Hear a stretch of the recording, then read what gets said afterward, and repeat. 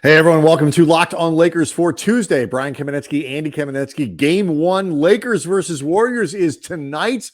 We're going to break it all down with the hosts of Locked on Warriors. It's an extended crossover episode next. You are Locked on Lakers, your daily Los Angeles Lakers podcast. Part of the Locked on Podcast Network, your team every day.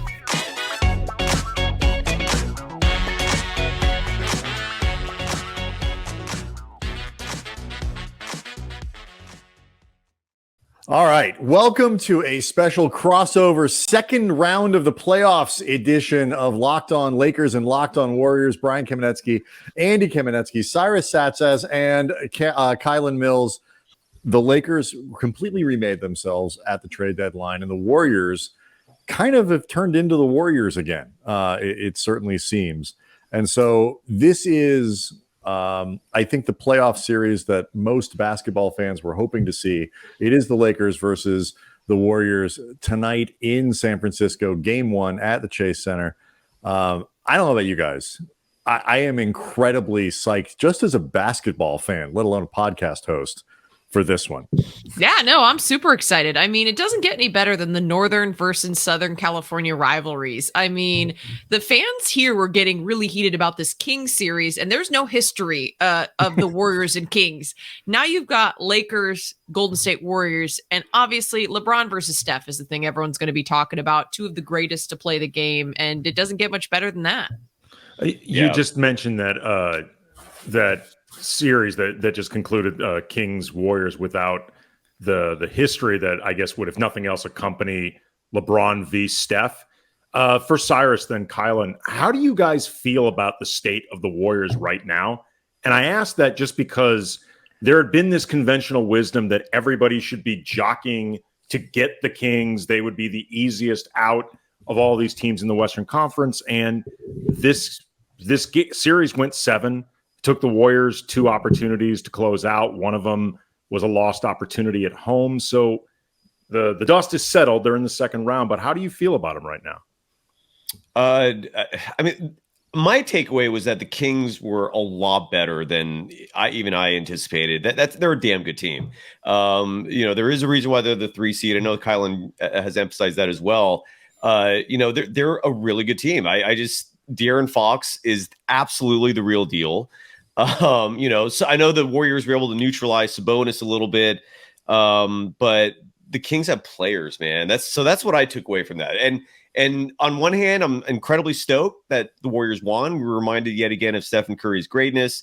But on the other hand, that series going 7 games, you're right. I guess we're going to find out just how good the Kings were and where the Warriors are. If you're asking me where the Warriors are right now, which I know is what you are, I'd love to hear Kylen's response to this because I really don't know. I don't know. I feel confident that with this series, but if you're asking me, like, am I as confident as I was a year ago? No. And will this team win a world championship? I have no idea. So that's where I am, Kylen. I don't know what you think.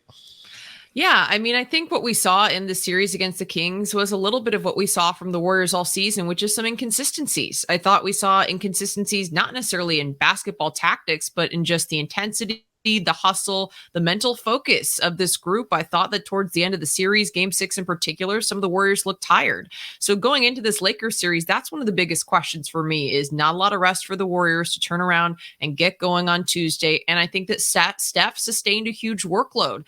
He's another year older than he was last year. I don't think the Warriors have quite the same depth as they did last season, particularly in size in their second unit. And I just think a lot is being asked of Steph Curry and this core that is now another year older and, has another year of wear and tear under their belt. So I thought game 6, to me, it did look like there were some tired legs. I thought the Warriors were a bit inconsistent throughout the series. They end up being able to pull it out thanks to a spectacular performance from Steph Curry. But can they consistently put together 4 good performances against the Lakers, now having to turn around very quickly and come back out in game 1? And we know the Warriors have struggled on the road, so they have to win these home games at Chase Center. So they're going to have to come out and bring some energy. I just don't know where it's going to come from at this point. I honestly do think that the Warriors looked a little bit tired in game 6.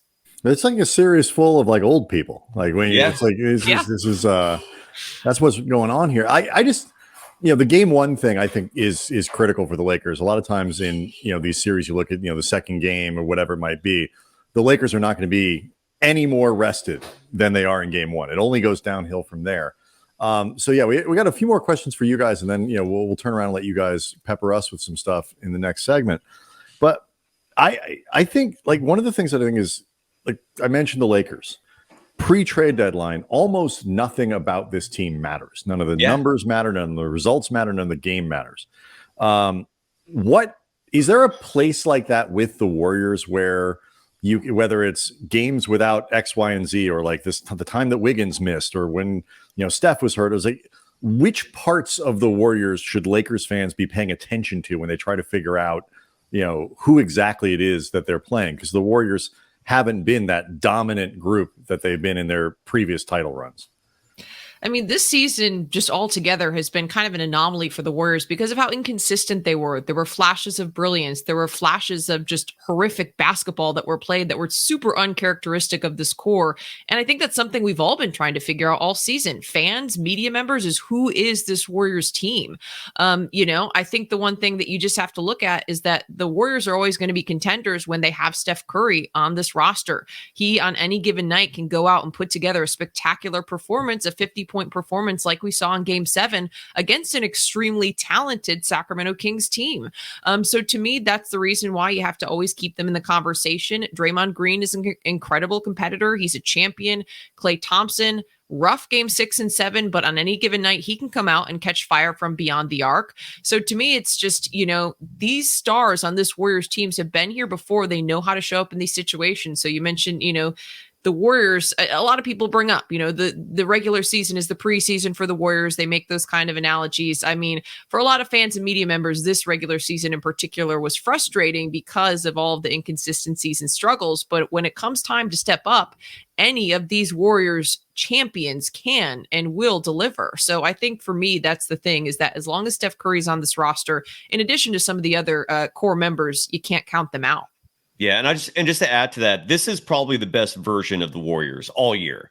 Right now, for sure. Yeah, right now, the entire season, Steph's been hurt. Wiggins missed almost the whole year. Damn I mean, so I know. I'm really, started to break really that hoping for something worse. Yeah. Yeah, I mean, Gary Payton II, right? I mean, this is the best version we're seeing of him. And you look at the four matchups these two teams played against each other. I keep telling people you can't look at that. That is an utterly worthless stat. I know your team won the series 3-1, but I think Steph missed 2 of those games. Wiggins, I think, missed 2 or 3 of those games. Your team in that first game that you lost was night and day different than what it is plus now. Two, LeBron and D'Angelo Russell missed games even when the Lakers won. So yeah, on one hand, you could look at that and say, all right, the shorthanded Lakers can beat, if nothing else, a shorthanded version of the Warriors, or even at times going up against the Warriors who had more of their players.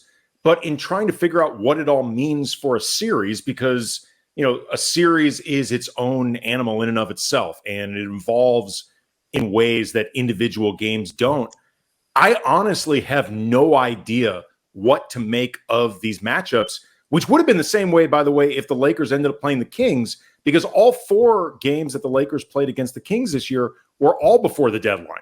Yeah. So it's a really interesting blank slate, I think, for both of these teams in either direction. And the Russell thing, just as an example, is fascinating because, he, as we all saw in game 6 over the weekend, can be a big, catalyst for the Lakers offensively in particular. But I know that the Warriors are, sitting there on the whiteboard figuring out how are we going to attack D'Angelo Russell and make him play defense. And so sometimes the absence of a player, even if it's a good player, changes the dynamics so much. The Lakers have defended really well, and they've defended really well with D'Lo on the floor. But they are going to go hunting for Russell in this series. I think there's no question. So all these little matchups, play a role. Yeah, and just to add to that, the Kings used De'Aaron Fox because De'Aaron Fox was in a similar position. I know he's much better than D'Angelo, but the Kings tackled with the issue of who are we going to have Fox defend, right? Because he's not the greatest defender. I think he's better than D'Angelo, but they ultimately put him on Wiggins for a lot of these games. And in game 7, that was huge. Wiggins attacked him and completely wore him down and took advantage of that matchup. That was a cog there in game 7 that was overlooked because of how dominant Steph was and Looney's 21 rebounds. But the Wiggins factor in this is going to be big because ultimately I've noticed a lot of teams decide they want to hide their players on Wiggins defensively. I don't understand that. Maybe it's because Draymond and Looney are just so big. You can't put a point guard on them. But Wiggins will punish you. He now has a post game. He showed that in the Kings series, and I'm curious to see what the Lakers do in this series. Yeah, so are we. Can I ask you guys one more, and then we'll break, and you guys can throw some stuff at us. You know, the coaching aspect of this is fascinating to me, and you know, Lakers fans have been spending a lot of time, a little angsty about Darvin Ham, but they've also spent most of the season under 500, and he's a brand new coach, and all these other things. And one of the things I like to say is there's one fan base in the entire NBA who thinks their coach is good, and that's Miami. Everyone else thinks their coach is awful in some way, and that includes Warriors fans, like online Warriors fans, at least, and Cyrus and his Twitter feed are constantly this year for the first time crushing Steve Kerr. So, like, what's going on there? Like, how much confidence do Warriors fans have right now in Steve Kerr to, you know, be the better coach in a series like this? Go ahead, Kylen. Cyrus, no, you have strong thoughts about this. You got to lead this one off, unless you want me to give my thoughts briefly. But I think you need to. I find Cyrus is more passionate. Cyrus, Cyrus has been pretty open about his criticism of Steve Kerr. I mean, so a year. This is the first time I've ever been critical, and it was largely because I think all I'm doing is just highlighting a bigger issue, which is a difference in vision between what the front office and Bob Myers envisioned this team doing, which was playing their young players, developing them, getting them ready for the postseason. And then there was Kerr's vision, which is that he doesn't trust these young players for the most part, and unless it's in select spots. Sorry about the dog. Doesn't like Kerr either. He doesn't like. Well, he's just annoyed. I love Kerr personally. I love him. I've never once called for his head. But this year, a case in point, he gave so many minutes to these two-way players, and I became synonymous with criticizing those two. But where are they now? I mean, that was clearly a move that was not very smart. You know, I don't know how you could say that was astute. Yes, Mr. President. Yeah, you're correct. Absolutely. That's what I was doing all year. And case in point, we don't see Anthony Lamb, the one guy who got promoted at all. The Ty Jerome thing, I don't understand what the point of that ever was, since it resulted in a 44-38 record, 11-30 on the road. So I think that there's a fundamental difference that I agreed with Bob Myers. I saw the vision that he made, and I totally agreed with it. And Steve Kerr just went his way. And, you know, I don't know if I explained that clearly enough. Kylen, did I? And what are your thoughts, obviously, please? Yeah, you did. And to some degree, I've agreed with you throughout the season. I mean, part of the challenge is that Steve Kerr has had the onus on him to try to pursue a championship while also developing young players. And it's been the storyline all season for the Warriors. Can they be competitive while trying to carry out this 2-timeline vision that Bob Myers had? And that's where some people maybe see or read between the lines. There could be some friction between Bob Myers and Steve Kerr, because Steve Kerr did not play a lot of his young players as much as a lot of fans would have liked, and as much as a lot of people envisioned. Jonathan Kuminga ended up working his way into the rotation, but he's now out of the rotation, you know, at least in that first round postseason series. He was out of the rotation early this season. Moses Moody got DMP'd a lot down the stretch of the season. And a lot of people questioned, I mean, in addition to wanting to see more Patrick Baldwin Jr., I know that's a rookie that you like, Cyrus, but in general, a lot of people questioned, you know, how is this going to work? So in Steve Kerr's defense, I will say, like, I've asked Cyrus this before, and maybe you guys have some thoughts on this, but, you know, like, when have you seen a team win a championship with so many young players? And at one point in the season, I actually put it down on paper in terms of how many players the Warriors have that are 22 and under. And it is ridiculous. And you look at other teams across the league, and I compared it to, you know, those teams that you expect to be contenders this season, you know, like the Celtics and like the Bucks or like the Nuggets, although the Bucks, you know, it is what it is. But, you know, during the regular season, the teams that were competing well, the Warriors have way more young players. And, you know, how do you balance that with, these veterans who are about to age out and, are in the twilight of their career, but then these young players who need development, they need time. The Warriors weren't winning early on in the season, which I think created some of that struggle because Steve Kerr feels like he's got to play the players that are going to help him win now. They didn't come out like they did last season at, 20 and whatever, that they came out and were 500. But also these young players need to work through some of these mistakes and they need a little bit longer leash to try to figure it out. So I think it's an interesting dynamic. And I don't know that I remember, at least in recent NBA history, any championship team with so many young players who are expected to play key roles. It certainly wasn't the Lakers in the bubble. All right. So we had a bunch of questions for you guys. You guys have some for us. And so we'll look at the Lakers end of things next. Locked on Lakers brought to you by GameTime. And years ago, some friends of mine and I, we went to go see LL Cool J in LA. Last minute, no idea how to score tickets. We decided to try to get them from a scalper. Terrible idea because they ended up fake. We managed to get into the show, but I vowed never to go through anything like that again. And you don't have to because there's GameTime and it keeps getting tickets to your favorite events from being stressful. It is the fast and easy way to buy tickets for all the sports, music, comedy shows, and theater near you with killer deals on last-minute tickets and the best price guarantee. You can stop stressing over the tickets and start getting hyped for the fun. They offer images of seat views. That's really important. They offer the lowest price guarantee, event cancellation protection, job loss protection, and the GameTime guarantee means you will always get the best price. If you find tickets in the same section or row for less, GameTime will credit you 110% of the difference. It is the fastest growing ticket app in the country for a reason. Buy tickets in a matter of seconds. 2 taps, tickets go directly to your phone and you're set. So snag the tickets without the stress with GameTime. Download the GameTime app, create an account, and use the code LOCKEDONNBA for $20 off your first purchase. Terms apply. Again, create an account, redeem the code LOCKEDONNBA for $20 off. Download GameTime today. Last minute tickets, lowest price guaranteed. All right.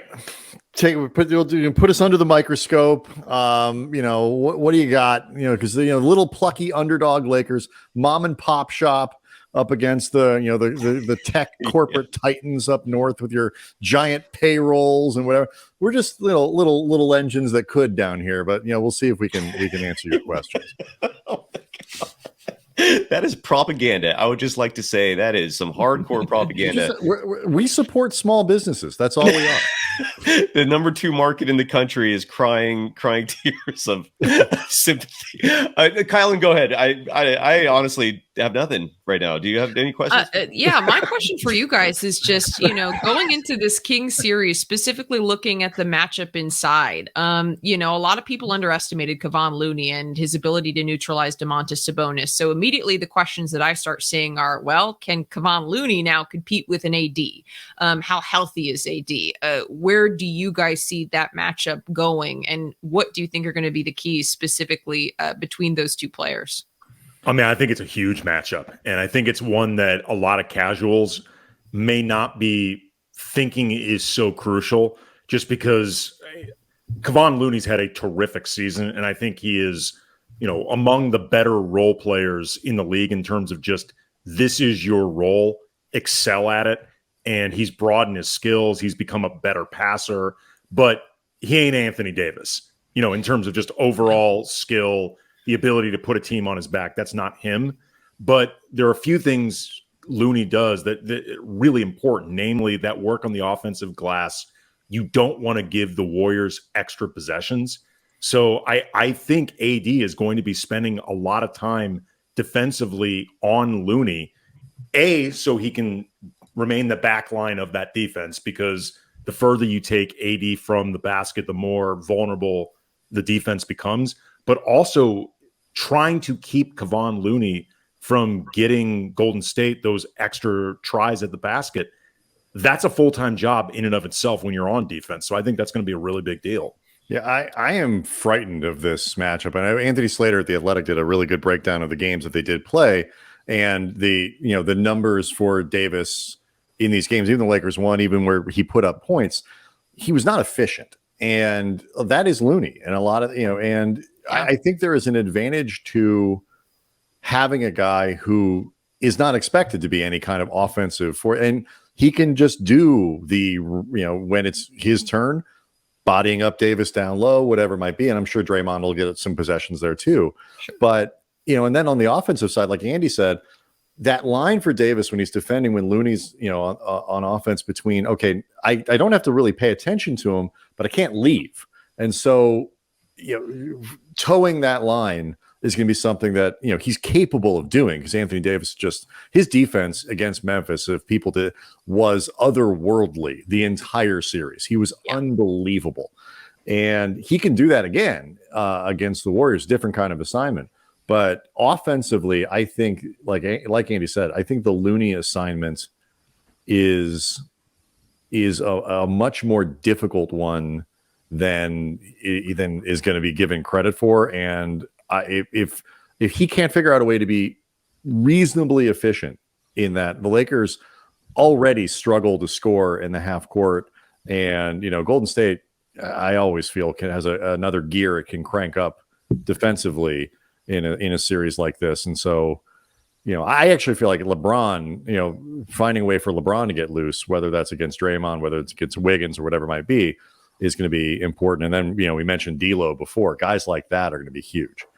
And speaking of defense, what I was curious to ask you guys, my theory is, this is a hard thing to prove, but you keep mentioning Looney defending Anthony Davis, but I'm of the belief that Anthony Davis's kryptonite is Draymond Green. They have a very long history. You talk about those struggles, and a lot of that was Draymond as well. Well, their matchups aren't game long, right? Like, they saved Draymond in that matchup largely for energy purposes, because Draymond probably got wiped out trying to handle him the whole game. But so my question to you is, do you agree with that sentiment, and what are your thoughts? And two, how and who and what is the plan to defend Stephen Curry for the Los Angeles Lakers? Well, as far as the Draymond being kryptonite piece of the question, I don't know specifically about that, but what I think is going to be really interesting is how much leeway he gets in the series from the refs. Like, how much do you allow Draymond to get away with in terms of physicality? I think that's going to be interesting, just to see how much Draymond can get away with in terms of the physicality. Who defends Steph? I've been going back and forth on this, thinking about it. I've listened to people like the Lakers Film Room podcast. They're very good at anticipating this sort of stuff. I was listening earlier to Zach Lowe and the Low Post podcast with Jeff Van Gundy. Nobody seems to be in complete consensus about this. I could see Jared Vanderbilt being put on him to try to bother him with length, having so little offensive responsibilities. It's just like, look, just stay on this guy, navigate every screen, work. I could also see them wanting to put Austin Reeves on him. The problem with Reeves is he has so much offensive responsibility as it is. Chasing Steph around all those screens, I think, would be absolutely exhausting for a series. I could also see, too, Darvin Ham messing with some of his rotation to get Dennis Schroeder in earlier than normal, because Schroeder is extremely good at both point of attack defense and navigating through screens. I think Troy Brown Jr., who got a DNP CD in Game 7 and did not play particularly well during the Memphis series, I do think he's going to get some run because he's an active defender and also good at navigating screens.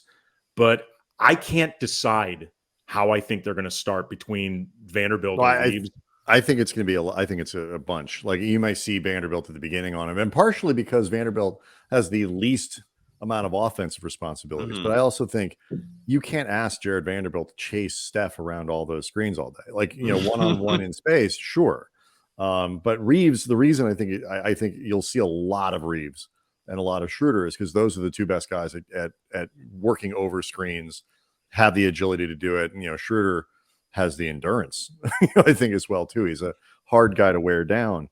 But, there's been a lot of calls, I think, for Darvin to shorten the rotation, particularly among the in the backcourt. And it's going to be a little harder to do in this series because the amount of movement that you get from Steph, from Clay, and all, it's like it's a lot from Poole. It's a lot to ask guys to just chase with 8 dudes on the floor, 7, 8, 9. Like you kind of need that 9th guy. So I think you will see a little bit more of that. Darvin trying to steal minutes. You'll, like I said, I think you'll definitely see Draymond guarding AD, particularly in critical moments. I think that'll happen a lot. But one of the things that I think is just fascinating about the series in general is like the Lakers, you have Jared Vanderbilt, who's going to be ignored offensively. I am fairly sure, Steve Kerr, if I could think of this, I'm sure Steve Kerr can too. They're going to make the Lakers take and make threes because they've been so bad at it and they were terrible in the Memphis series. So, and meanwhile, Golden State, it's like Draymond and Kevon Looney are going to be completely ignored. Like you've seen how teams play these guys. It's like, it was like watching the way that Golden State played Sabonis in that series where, Looney's basically standing under the basket with Sabonis at the top of the key. Westbrook treatment. Yeah, go ahead and shoot jumpers, which I'm surprised worked as well as it did because Sabonis is a pretty good player and a decent shooter. But the matchups like that where you have these sort of offensive holes on each team that, and how you arrange the players and arrange the matchups against these other players who are so good and have so much gravity. It's one of the things that I think is really interesting about this. And it's interesting too, Cyrus, you had mentioned how against the Kings, they often seem to be putting a weaker defender on Andrew Wiggins. Yeah. And Wiggins began attacking it. Yeah. And you'd mentioned D'Angelo's defensive weaknesses. I actually think he's going to start the series on Wiggins, even though I think that is in the aggregate advantage Wiggins. I also think for D'Angelo, it's the best assignment because as good as Wiggins is, there's less to keep track of. He's more of just a straight ahead assignment as opposed to having you can't run around like. Well, no, I mean, but just having. You don't want D'Angelo. And look, to be fair to D'Angelo, he has been better defensively than I think his both reputation and actuality with the Lakers. He's been working hard. He has been attentive. He hasn't really hurt them defensively at all. But you don't want him in an assignment where you have to keep track of a lot of stuff, like off-ball movement, that sort of thing. All right. We got time for one more segment left. Unfortunately, Kylen can't stay around for it. She's ducking out before we can make our big series predictions. Unless you want to go now, Kyle. Perfect time. I don't want to make a series prediction. I hate predictions, but can I ask you guys one more question that I have? I had one. My question is, you guys were just talking a lot about Austin Reeves. We saw him with a big Game 4 performance in the Memphis series, 23 points. And I know I have someone in mind on the Warriors side, but like who's a role player on the Lakers that you feel like could actually, hold the key to this series? Because there's going to be a ton of talk about LeBron. There's going to be a ton of talk about AD. You're talking about, how the Warriors attack and take advantage of D'Angelo Russell. All those things I feel like are, kind of out there in the open. But who's a player that you feel like could sneakily be a difference maker? I mean, I think obviously it depends a little bit on like, do you consider Russell, do you consider Reeves role guys or sort of a step above that? If the Lakers need one more guy, like there's, they need that sort of player. And particularly coming from the bench when the bench was not terribly resourceful, aside from Rui Hachimura. And Andy had the picture ready to go. He's my answer. Right. I was thinking about it. I feel like particularly in the bench, like that's a player that, given how he played in the first round, I think could cause a little bit of trouble for the second units with the Warriors. I feel like, his size, but the mobility, the offensive game, the mid-range, I would look for that. And they need points from somewhere. Like Dennis Schroeder's going to have a better offensive series than he did against Memphis. Rui's a tough cover. Rui, especially the way he's been used with the Lakers and, seemingly developed, credit to Phil Handy, who has been in his ear a lot. And there's been a lot of talk about the dividends it's already paid. LeBron has been in Rui's ear a lot. And to Rui's credit, he has apparently been just asking LeBron questions constantly. And LeBron has raved about the idea that Rui, that ability to create his own shot at that size with that type of athleticism, he's hard to cover, period. But I also think when you start thinking about the Warriors and the players on their bench, I'm not sure who the obvious matchup defending him is. And he played extremely well in the Memphis series. So Rui to me feels like the obvious guy. Yeah, I don't know how the Warriors survive this series if Jonathan Kuminga is DNP'd again. I think the answer might be Kuminga, but because that's what I'm thinking. Yeah, that's immediately what I'm thinking. I'm still bitter to no end that you folks got Rory for what 3 second-round picks. I mean, that's and Kendrick Nunn. Oh, no sorry, erasure there. Sorry. Yeah, sorry to forget Kendrick, who did so much for you guys. Yeah, so are we doing predictions or no? What are we doing right now? What's next? Well, let's take a break so we can let Kylen go, and but then we'll be back to wrap it up. Bye, Kylen. Awesome. Bye. Thanks, guys. We'll catch you later. We'll catch you in the flip side of this series where we can talk some smack after we know who won. Well, we'll go easy on you, Kylen. Boom. Look at that. Awesome. That's fighting words. All right, we'll be back for the final segment next. Locked on Lakers also brought to you by Prize Picks, home of the $1 million daily Superflex. That's going on through the NBA playoffs and into the finals every day of the playoffs. One Prize Pick user will win a chance to become a millionaire. How do you do that? You place an entry after 8 a.m. Eastern time, so 5 on the West Coast, early birds. You're randomly selected each day. Whoever places the entry will be given a 6-pick flex with the following payouts. You get 6 correct picks, that's $1 million. 5, it's still worth 80. 4, 16 grand. Still a lot of money. The details can be found at prizepicks.com/million. You must opt in at the link to be eligible for the $1 million entry. And once you opt in, all you have to do is play the game like normal, and you could be the lucky winner. And how does all this work? You pick 2 to 6 players, and if they go on to score more or less than their Prize Picks projection, you can win up to 25 times your money on any entry. So you go to download Prize Picks app, or you go to prizepicks.com to sign up to play daily fantasy sports. The first-time users can get a 100% instant deposit match up to $100 with promo code Locked On. And if you deposit $100, Prize Picks will give you $100. And if you deposit $50, Prize Picks will give you $50. I'm going to let you guys figure out the rest. But don't forget to enter the promo code Locked On to sign up for an instant deposit match up to $100. All right, back for one more.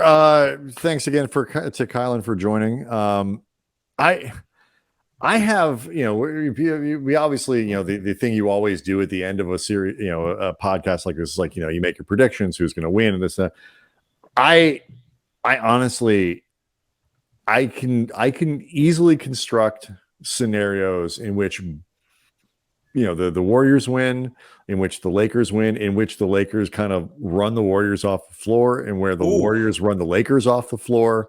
Like I have a vision for all of these things, and trying to figure out what is actually going to happen in this series is, for me at least, it's been hard over the last, few days while I've been trying to figure out Warriors or Kings or whatever. I think the Lakers would have had an easier time beating the Kings. Like that would have been a better series for the Lakers. This one scares me a lot more. Why? Because I think, Steph went for 50. I think the interior defense for the Warriors with Looney and Green in that specific matchup with AD, I would have much rather seen AD have 7 games against Sabonis. I think he's a great player. Sabonis is a great player, but he's not. I see what he you're is not the interior player that Looney is defensively. And you also have the added benefit of, if you can get Sabonis into foul trouble, which is not that hard, that eats into what Sacramento can do offensively. So I feel like there were sort of institutional advantages there that went along with the Sabonis matchup that you don't get with Golden State, despite the fact that Looney isn't a tenth of the offensive force that Sabonis is as a passer or a scorer. So that's part of it. And then, Steph, Clay, is harsh. The 10th is harsh. Looney's actually surprisingly good. He's not a 10th, but you understand what I'm getting. Yeah, I do understand. But yeah, he's you actually don't run your surprisingly offense good. through Kevon Looney. Kevon Looney's not going to pile up. But they've been doing. That's one thing they did in Sacramento. That was actually an adjustment. But you understand, really, he's not going to. Sabonis is during the season. Intimately familiar with this. He was on my fantasy team. It was great. 26, 14, and he gives 11. You numbers. He does give you numbers. The crazy numbers there. I wouldn't run my offense through Kevon Looney either if I had Steph, Clay, Draymond, Wiggins, Poole, who I know is controversial, but you get the point. So that's why I'm concerned about it. Andy? I mean, the Warriors are I think when they are at their best, when they're at their most disciplined, they're a very smart team that is never going to, I think, lose confidence in themselves. I do think, and this is funny, and Cyrus, I'm curious to get your take on this, because the Warriors are the most been there, done that team in the league. right now. But I do think that they were kind of rattled in game 7. And the reason I say that is because Clay shot very poorly, Wiggins shot very poorly, Poole shot very poorly, and they missed 11 free throws. And, on one hand, Steph went nuclear, had 50, and Steph is the ultimate, in case of emergency, or maybe even it's not an emergency, just break the damn glass anyway, weapon that you can have. Like, there's nobody in the league that bends defenses more than Steph Curry, and it's not even close. But I also think that game 7, you needed Steph to be otherworldly, and in his own right, Kevon Looney to be otherworldly for them to get through it. But I also think that there was a unique pressure to playing Sacramento because, like we talked about at the top of the show, they were the team that everybody supposedly wanted. And the conventional wisdom was you should be like trying to jockey your way to get them.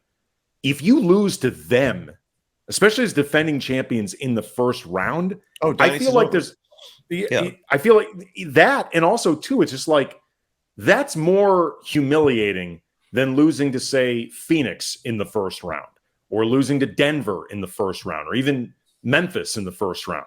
Like, this was the team that was supposedly was the Patsies. Yeah. And I think that kind of, entering the playoffs. And I think that created some type of unique pressure. But either way, it looked to me like Golden State was tight in that game 7. Yeah, I mean, that perspective changed the moment the series started because Sacramento is very legitimate. I've told every Kings fan who's watched or listened, you leave that series with your head high because that Mike Brown is the envy of the league for having that team going into next year. I mean, they have no direction to go but up, and they already were the 3 seed this year, and so they're a damn good team. The Warriors have been in a lot of game 7s, man, and they've won all of them. Except for 2016, which is I hate, which involved LeBron. Yeah, with your boy LeBron. Yeah, but so my feeling on this series, tying into what you're talking about, is the Warriors, and this is where my gripes with Kerr come in, is the Warriors have, in my opinion, the personnel to go deep and go far. They have bigs, they have wings that Kerr just is really hesitant to use. And the why of that, I mean, it's all about who a coach trusts, right? And I don't think he has much trust in Kuminga, despite his athleticism, his 6'8" frame, despite the fact that his efficiency numbers are through the roof this year. He was a terrific basketball player, and he got rewarded for that with DNPs in this first round series. JaMychal Green, who was one of their main free agent pickups, he stands 6'9", and he played one game in that series against the Kings. Game 3 was the only game that the Warriors blew out, save for game 7, but you needed 50 points from Steph to pull that off, right? I mean, if Steph scores his normal 30, that's essentially an even game. So Steph's 50 was all the difference in that game 7. The Jordan Poole thing is one example of where Steve Kerr's coaching is going to be tested, because Jordan Poole did not have a good series against the Kings. And every fan, I was one of the last ones, I finally jumped on the train as well.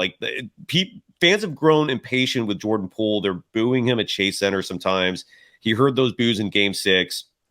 And Steve Kerr needs to, in my opinion, have a short leash. I mean, if Jordan Poole is having a bad game, especially against a bigger team like the Lakers, he's a negative. I mean, just plain and simple. He is not helping your team. He's hurting your team. And I really hope Kerr goes to these bigs that he has on his bench. Moses Moody's another one. We finally started seeing him.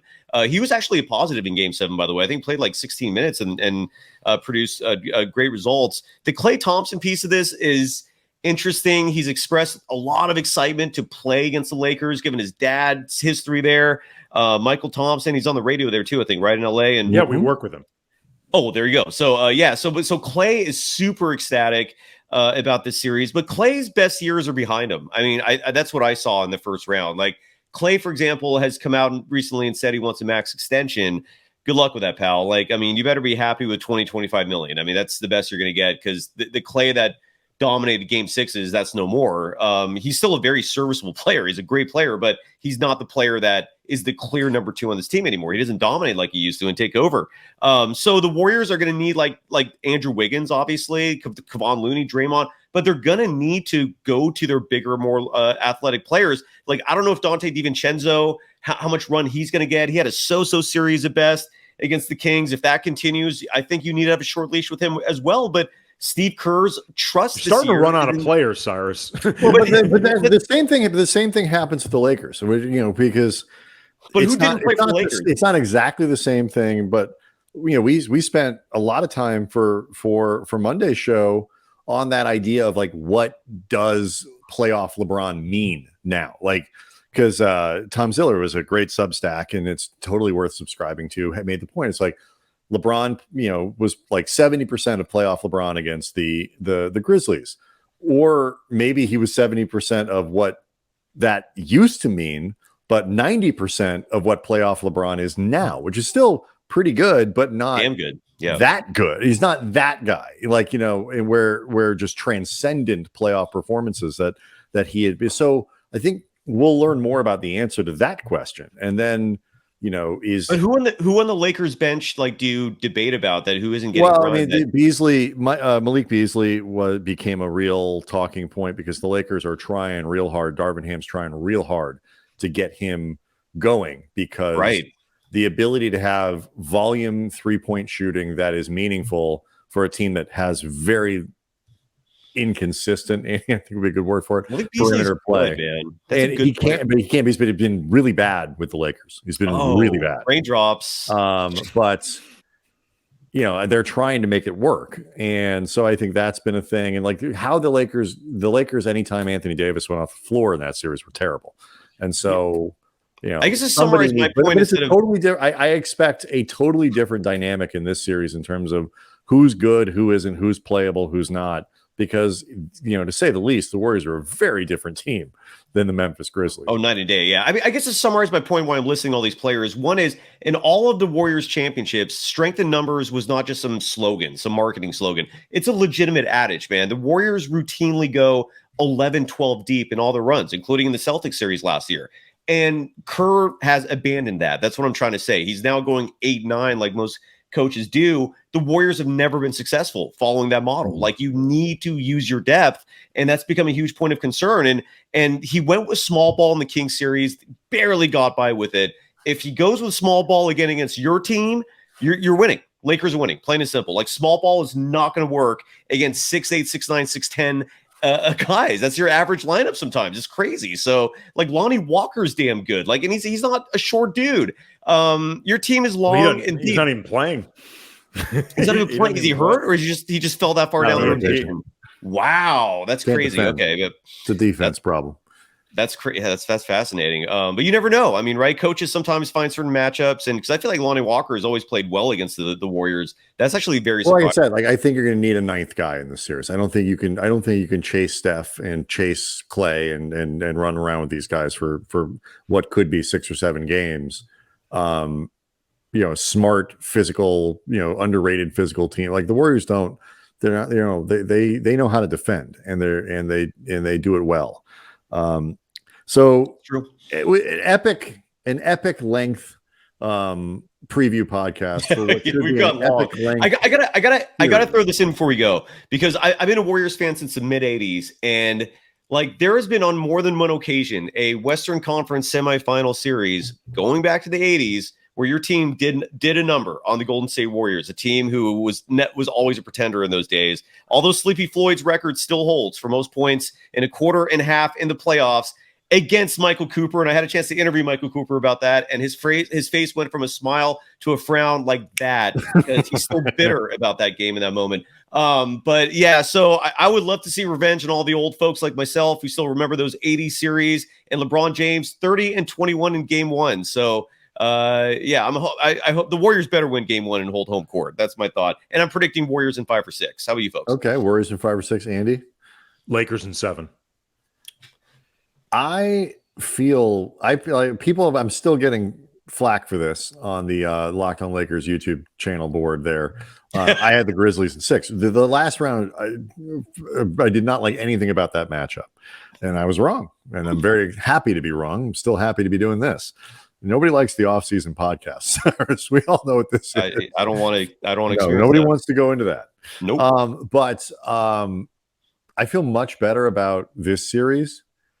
But I don't want to get blamed for being like, oh, you picked against the Lakers the first one. Now you're picking the Lakers in the second one. So I'm going to say, because I don't want to switch it up. I'll say Warriors in 7. See, like reverse jinxing. I see what you're doing. But I see what you're doing. Much more confident. A reverse jinx doesn't work if you call your shot, dummy. Like, that's not how this stuff works. Oh, the Lakers in 7 then. Then at me. If we lose, is it my fault? I love it. know. Mr. President. Love it. All right. I should have just wagged the dog on that one. Like nobody can know. This is going to be. I'm ecstatic about this series, though, man. Every game is just going to be a show. There's no question about that. A lot of fun. All right, we got to go before David Locke yells at us for length. Exactly. Locked on Lakers and Locked on Warriors available on YouTube. We might end up doing another show like this, depending on how the series goes. Cyrus, thank you very much for the time, and we will see everybody on Wednesday.